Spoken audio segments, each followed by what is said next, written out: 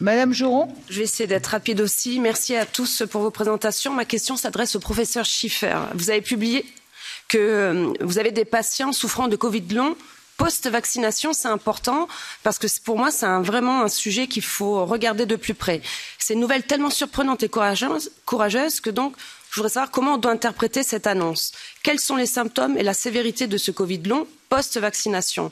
Je viens de voir cette émission, comme peut-être tout le monde, sur Arte, qui parle de certaines victimes des injections, mais on les considère encore dans le cadre que des effets secondaires. Vous avez publié que vous avez constaté ces effets chez des centaines de personnes, plus de 350 patients, c'est quand même un chiffre important, qui se retrouvent donc chez vous après un vaccin qui était normalement sûr, et ce n'est pas banal.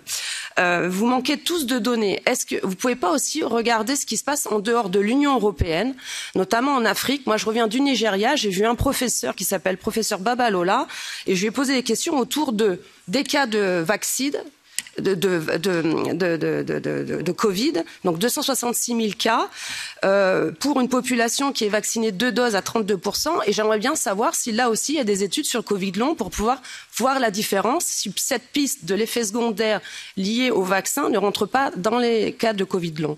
Je vous remercie.